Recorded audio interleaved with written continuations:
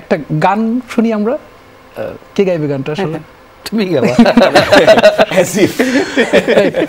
আমার কাছে আসলে খুবই ইন্টারেস্টিং, মানে ব্যাপারটা খুবই মজার যে আসলে আমি ভোকালিস্ট এবং আমি আজকে ইন্টারভিউ করছি, এটা সবসময় ইট ফিলস রিয়েলি অসম। এটা হয়তো থার্ড টাইম হচ্ছে আর কি ব্যান্ডের সাথে আমার, এরকম আরো বেশি হবে, 3-4 বার হয়তো, but it feels really Assam every time.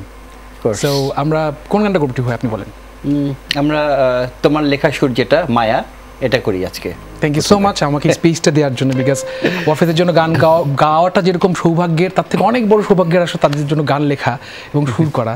এবং এই গানটা একটা খুব সিম্পল একটা গান ছিল, বাট যখন গানটা আপনারা সবাই মিলে এটা আপনাদের মেধা দিয়ে এটা গানটাকে অন্য লেভেলে নিয়ে গেলেন, এটা আসলে কল্পনাও করিনি যে এরকম একটা গান এইভাবে সম্ভব, এটা ওয়াফেজ বলেই সম্ভব আসলে।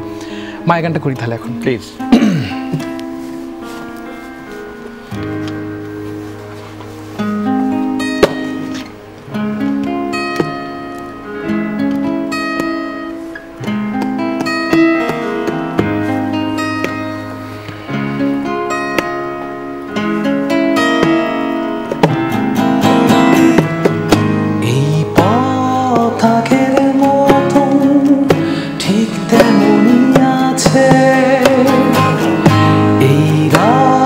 সেই রাতে কত কথা বলে,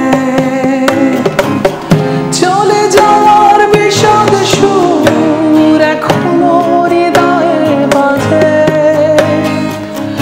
তারপরেও কেন যেন এইখানে ফিরে আসে, সব ভুলে গিয়ে আবার হারাতে চায় ধরে এই নীল জোছনায়, তুমি আমি দুজনায় চলো আবার হারাই, আবার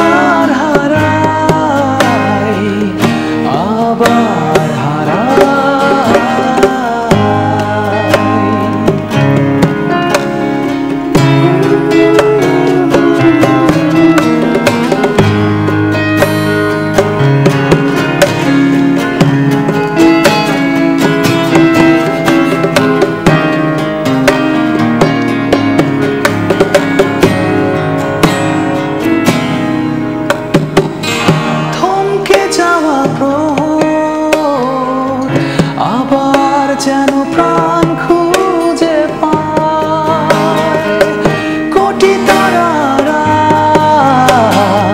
তোমার ছেলে ছাড়ায়, থমকে যাওয়া প্রহর আবার যেন প্রাণ খুঁজে পায়,